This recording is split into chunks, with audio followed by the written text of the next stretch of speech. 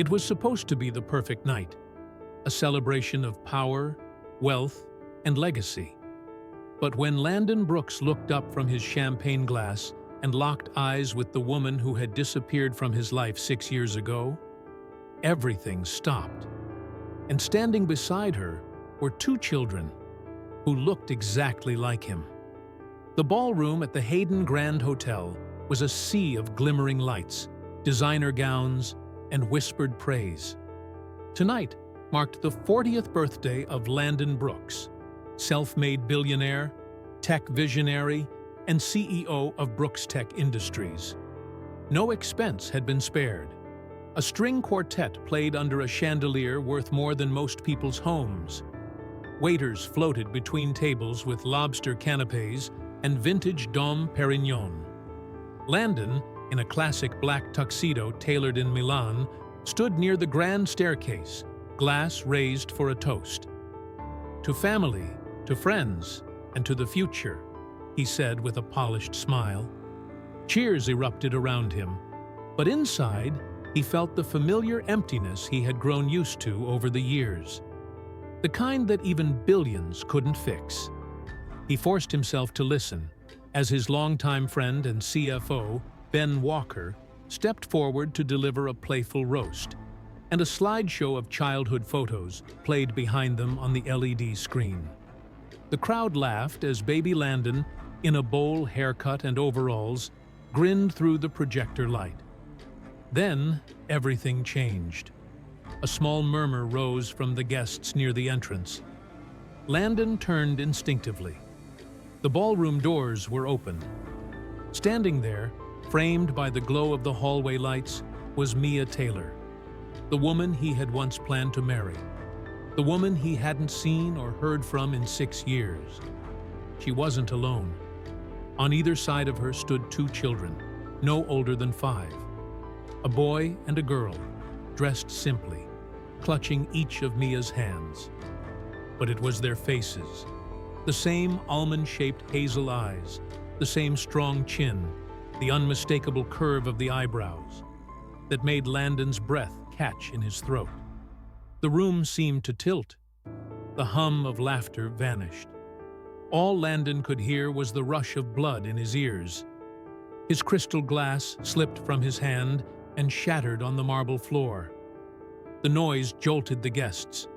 Whispers rippled across the ballroom like wildfire. "Is that Mia Taylor? Who are those kids?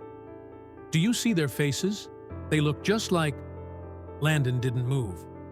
Couldn't. His eyes were locked on the little boy's face, a mirror of his own kindergarten photo. He staggered a step forward, his voice barely a whisper. "Mia?" She looked up at him, her expression unreadable. Then, without a word, she guided the 2 children further into the room, straight toward him. The security guards glanced toward Landon for instructions, but he raised a hand, silently telling them to stand down. The room grew painfully quiet, all eyes on the former couple and the tiny, bewildered lookalikes. When they reached him, Mia's voice was soft but steady. "I'm sorry to crash your party, but it's time you met your children." Gasps rippled across the room. Landon's legs nearly buckled beneath him. "Children?" he repeated, stunned. "What? What are you talking about?" "They're yours, Landon," Mia said. "Ellie and Max." He looked down. The little girl, Ellie, was staring up at him, head tilted just like he used to do when he was curious. Max clutched a worn toy truck, his brow furrowed in quiet defiance. Exactly like Landon did when his guard was up. He whispered, "That's impossible. I was told I couldn't." Mia's jaw tightened. Told by who? Landon's throat went dry. He couldn't speak. Ben stepped forward, placing a hand on Landon's shoulder. "Do you want me to escort them out?" "No," Landon croaked. "Number not yet." Mia took a breath. "We'll wait outside, but I think it's time we talk. There's a lot you need to know." With that, she turned and walked toward the exit, the twins beside her. Landon stood frozen, the sound of party chatter resuming behind him as if nothing had happened. But his world had just changed forever. The city lights glittered like distant stars as Landon Brooks stood frozen near the terrace doors, the sound of clinking champagne glasses muffled behind him. Inside the ballroom, laughter and music spilled from the birthday celebration that was supposed to be the highlight of his year.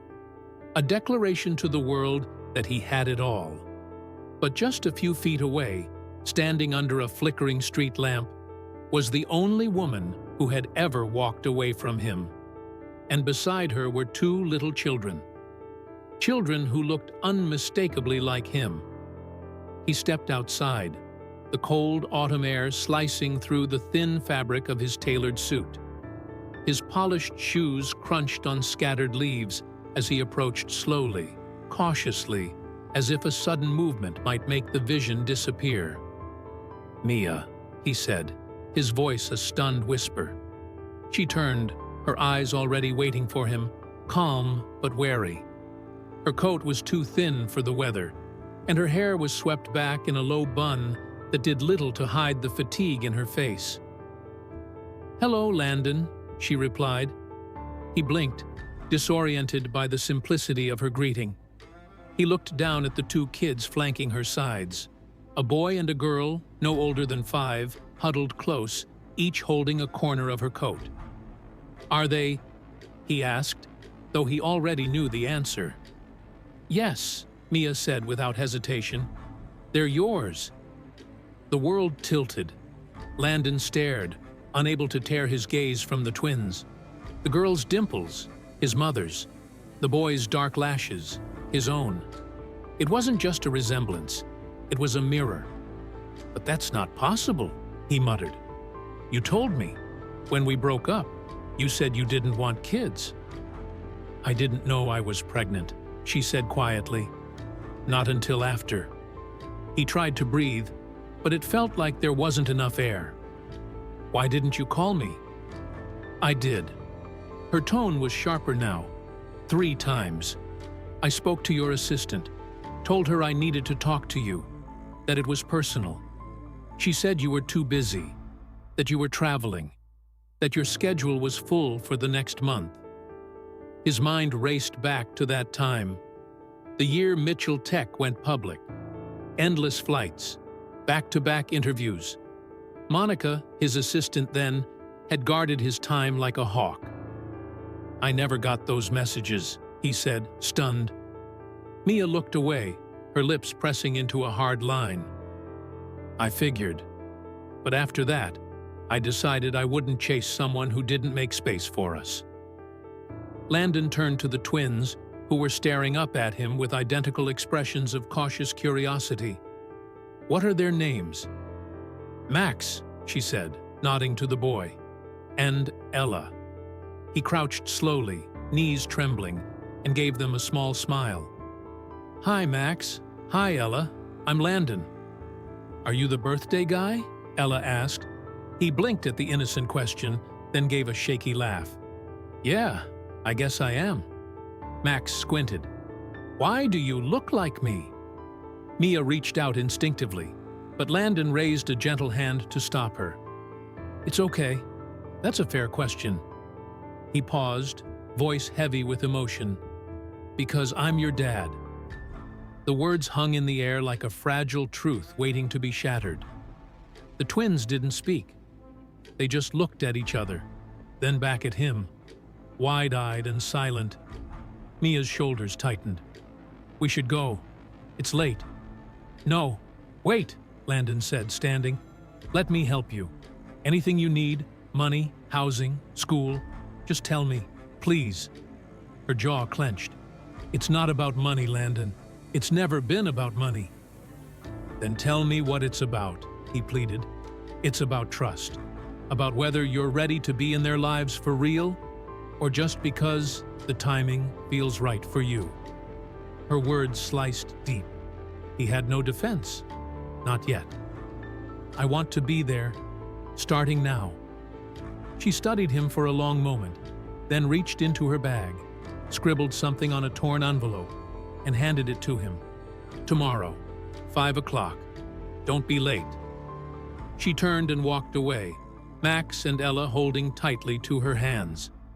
Landon watched until they disappeared into the crowd. Back inside the ballroom, people laughed and toasted his success. But all he could feel was the hollow echo of Mia's final words. Was he too late to become the father they deserved, or just in time to change everything? The knock on Mia's door came at exactly 5 p.m. She glanced through the peephole before opening it, unsurprised to find Landon Brooks standing there, dressed far more casually than she remembered. No designer suit, no luxury watch, just jeans, a gray sweater, and a nervous look in his eyes. "Right on time," she said. "I didn't want to blow my second chance before it even started." She stepped aside wordlessly. The apartment was modest. 2 bedrooms, lived in, clean but small. A warm scent of cinnamon and something baking wafted in from the kitchen. "Max and Ella are in their room," Mia said, motioning toward the hallway. "I told them you might stop by." "Might?" he asked, with a crooked smile. "I wasn't sure you'd show." Landon sat at the edge of the couch, clasping his hands. "I meant what I said, Mia. I want to be in their lives. I want to make up for—" "You can't make up for lost time," she interrupted gently but firmly, walking over with 2 mugs of tea. "But you can start from where you are." He nodded, staring into the steam curling from his cup. "I've thought of nothing else since I saw them, and I've had a lot of questions." "You're not the only one," she murmured. "Can I ask you something straight?" he asked, looking at her with eyes full of something between apology and desperation. "Why didn't you fight harder to tell me? I mean, I know my schedule was a disaster, but I was never unreachable." Mia sighed and set her tea down. "Landon, after your assistant blocked me 3 times, I realized something. You were building an empire. You were being crowned Entrepreneur of the Year, speaking at conferences, doing magazine covers. I thought if I forced my way in, I'd just be one more inconvenience." "Inconvenience?" His voice cracked. "You were never—" "I was, Landon," she said, her voice rising slightly. "I was the girlfriend you took to Galis when it looked good on paper. The one you left at dinners to take calls with overseas investors. I was already falling apart from the pregnancy, and then you disappeared into a different world." Landon went quiet. Mia softened. "And once I had the kids, it just got harder. I told myself I'd raise them on my own. I didn't want to be the woman who begged a billionaire to claim her children." "But they're mine, Mia." "I know that now. But you weren't there when Ella had RSV at 3 months, or when Max broke his arm at preschool and cried for an hour straight. I was alone. So don't expect to pick up where we left off, because I'm not the same woman anymore." He bowed his head, ashamed. After a long pause, she asked quietly, "What about you? Did you ever try to find me?" "I did," Landon admitted. "After the IPO, after the parties faded, you disappeared. No social media, no contact. I even sent someone to your old address." "I moved in with my aunt in Jersey for a while," Mia said, a hint of a smile tugging at her lips. "Figured that was the last place you'd look." They both laughed softly. The tension eased, if only a little. "I want to know them," Landon said. "Truly, as their father, not just a guest visitor with guilt." "I believe you," she said, surprising them both. He blinked. "You do?" "Yes," she said, taking a breath. "Because you came. Because you sat here and asked hard questions instead of writing a check and disappearing again." A small voice called from the hallway. "Mommy? Is he still here?" Mia stood. "Come on out, sweetheart." Max peeked in first, clutching a Lego spaceship. Ella followed with her sketchbook. Landon knelt, Hi, again? Do you like spaceships? Max asked without hesitation. I love them, Landon said, but I've never built one that cool before. Ella tugged his sleeve. Can I show you my drawings? He beamed.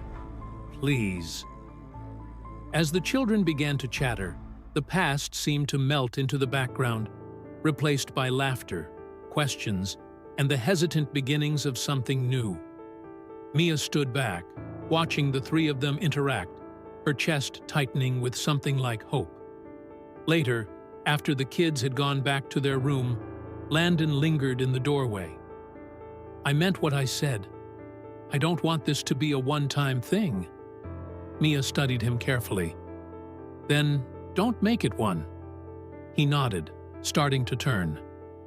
Wait, she called. There's something else you need to know.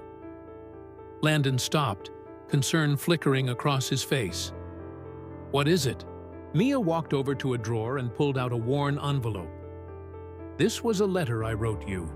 I never sent it. It explains everything, from the day I found out to the moment I decided not to call again. She handed it to him. I think it's time you read it. Landon took the envelope gently, the weight of it heavy in his hand. I'll read it tonight. As he stepped into the hallway, Mia's voice followed him. And Landon, this doesn't end with them. If you're serious about being in their lives, it starts with you being honest with yourself. He nodded slowly. Because once the truth comes out, she added, everything changes. He met her eyes. I know, he said, and I'm ready for it. The sleek hum of the car's engine was the only sound, as Mason sat motionless in the back seat, staring out the tinted window at the city lights blurring past. The night after the party had stretched into a haze of disbelief and self-doubt. He hadn't slept. Every time he closed his eyes, he saw the boys' faces, those same piercing green eyes, that signature dimpled smile. His smile. His eyes.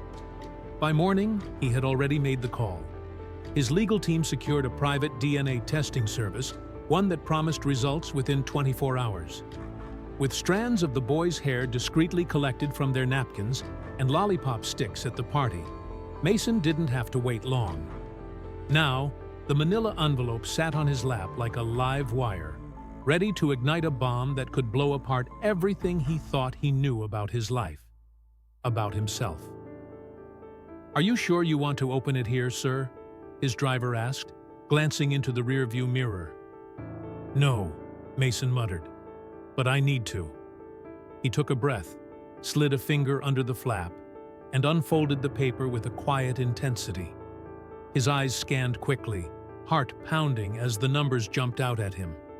Probability of paternity, 99.98%.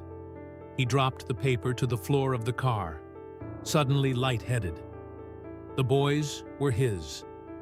His. After all the years of believing he couldn't have children, after the gut-wrenching diagnosis, the surgeries, the failed IVF cycles, he was a father, twice over, and Mila had never told him. Anger rose fast and hot, choking him. Was it revenge? Had she done it to punish him for how things ended? Had she kept his children from him for 7 years, just to protect her own pride? The car rolled to a gentle stop outside his penthouse. Mason didn't move. He stared at the dashboard, jaw clenched. Take me to her, he said finally. Now! The knock at Mila's door was sharp, urgent. She opened it cautiously, her face pale but composed. I figured you'd come, she said softly, stepping aside. Come in. The apartment was small, tidy. The boys were gone. School, probably. A quiet tension hung in the air, thick and stifling. Mason stood in the center of the living room, holding the envelope. They're mine, he said without preamble. I have proof. Mila didn't flinch. She looked tired, like she hadn't slept either. I know. Then why? He snapped. Why did you keep them from me? Why didn't you tell me, Mila? Her lips trembled as she sat down on the edge of the couch. Because I thought you didn't want them. I thought you didn't want me. Mason's voice hardened. That's not an excuse. I found out I was pregnant 2 weeks after you walked out of that fertility clinic and told me you were done trying, she said, voice cracking. You were cold, distant. You buried yourself in work and left me to grieve alone. I thought you'd moved on. So you just erased me? No, she shouted, standing suddenly. I tried. I wrote letters, emails. I even came to your office once, but your assistant wouldn't let me through. I called Mason. I begged your team to let me talk to you. He stared at her, stunned. I never got anything. I believe you, she said, quieter now. Because I know you. I know if you'd known, you would have come for them. Mason turned away, raking a hand through his hair. So that's it? 7 years of nothing? I missed their first steps, their first words. You don't just get to say, sorry, and move on. I didn't want their lives to become a media circus, Mila replied, her voice steady again. I didn't want them to grow up as your hidden heirs or some scandal in Forbes. I just wanted them to be happy. They could have had a father, he said quietly. They deserved that. I know. Silence fell again, jagged and painful. After a long moment, Mason sat down across from her. What now? Mila looked at him carefully. That's not just your decision to make, Mason. You want to be in their lives? Prove it. Don't throw money at it. Don't make promises you can't keep. Show up. Be consistent. He nodded slowly. I will. I want to meet them properly. As their father, they already like you, she admitted. But they don't know the truth yet. I didn't want to confuse them. We'll tell them together. Isla hesitated.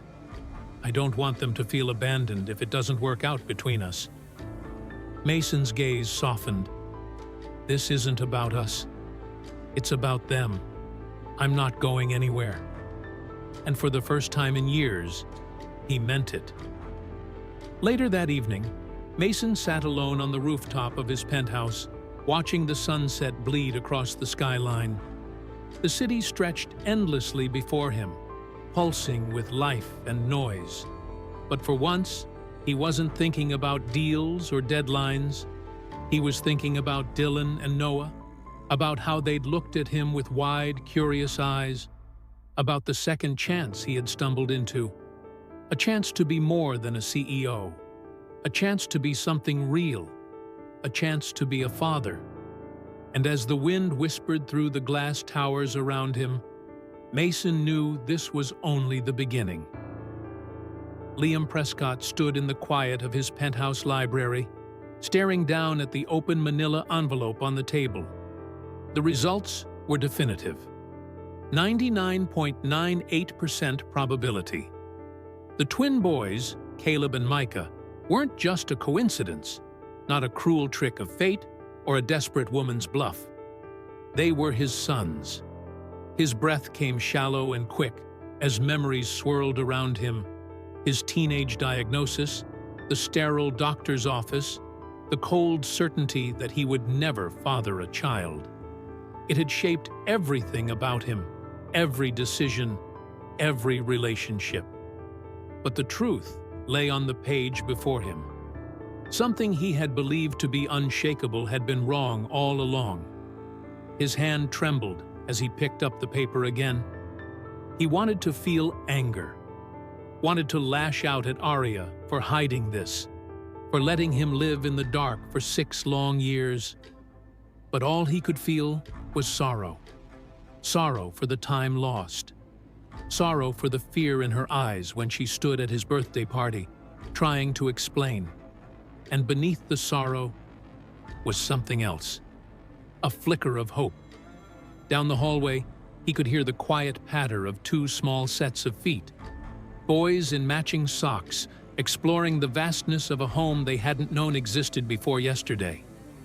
The image hit him square in the chest. Sons. His sons. He crossed the library slowly and opened the double doors. Arya was sitting on the edge of the sofa in the living room, her eyes red but dry. She looked up when he entered, bracing herself. "I read it," he said, holding up the test results. His voice cracked, then steadied. "It's real." "I know," she whispered, standing. "I never wanted to keep them from you. I didn't know how. You were already gone when I found out I was pregnant, and when I heard about your condition, you thought I wouldn't believe you," he finished, emotion thick in his throat. "That I'd accuse you of lying." Arya nodded, her voice trembling. "I thought it would ruin you, that you'd hate me, or worse, pity me." He stepped closer, shaking his head. "You should have told me." "I know, and I hate myself for not doing it sooner." A tense silence stretched between them before Liam spoke again, softer this time. "I need to know everything." And she told him. About the night she took the test, alone and afraid. About moving back to Denver to live with her aunt. About giving birth to 2 boys who each had his eyes. About the late-night jobs, the doctor bills, the preschool scholarships, and the nights she'd cried because she didn't know if she was doing enough. "I was going to tell you eventually," she said, her voice cracking. "I wasn't going to keep them from you forever. I just needed to figure out how." "They're amazing," Liam said, surprising them both. "Smart, confident. Caleb said he wants to build his own robot army, and Micah swears he's going to fly to Mars." Arya let out a shaky laugh. "Yeah, that sounds like them. And you raised them alone?" "I had help. Friends, my aunt, some part-time work that got better over time." She hesitated. "But yeah, mostly alone." Liam swallowed hard. "You shouldn't have had to." She looked at him, truly looked, and for the first time in years, he saw the woman he had fallen in love with beneath all the pain and regret. "It doesn't matter now. What matters is what you want to do moving forward." He turned toward the hallway as 2 small heads peeked around the corner. Caleb and Micah in superhero pajamas, eyes wide and curious. Liam crouched down. "Hey guys, come here." They approached slowly, Micah hiding half behind his brother's shoulder. Liam held out his hand. "So, I got the results back. Turns out you're both a lot like me." "Mom said you were our dad," Caleb said boldly. "But I didn't know if that was real." "It's real," Liam said, eyes watering. "I didn't know before, but I do now, and I want to be part of your lives. If you'll let me." Micah stepped forward. "You have cool toys," Caleb grinned. "And you have a ping-pong table. Can we stay?" Liam laughed, voice cracking. "You can stay whenever you want, as long as your mom agrees." They both turned to Arya, who looked overwhelmed but nodded slowly. "Yes, but only if Liam's ready." "I've never been more ready for anything in my life," he said. The 4 of them spent the next few hours together, eating pancakes at midnight, exploring the rooms of the penthouse, watching cartoons sprawled out across the velvet couch. Arya watched as Liam transformed before her eyes. Not the cold CEO the media painted him as, but the man who had once danced with her barefoot in a kitchen, who now gently tucked Micah into bed and whispered encouragement into Caleb's ear. Later, standing by the window overlooking the skyline, Liam turned to Arya. "There's something else," he said. "I don't just want to be their father in name. I want to share custody, legally, permanently." Arya's eyes widened. "Are you sure?" "I've missed 6 years, Arya. I'm not missing 1 more minute." "And us?" she asked quietly. "What does this mean for us?" Liam looked at her for a long beat. Then he stepped closer, brushing a strand of hair from her face. I don't know what we are yet, but I know I'm not done loving you." She closed her eyes, tears slipping down her cheeks. "I don't want to do this alone anymore." "You won't," he said. "Not ever again." Outside, the sun began to rise over the city, and in that moment, surrounded by the sounds of soft breathing and the future waiting just beyond the horizon, Liam Prescott knew that this family, this second chance, was the only legacy he truly wanted to leave behind.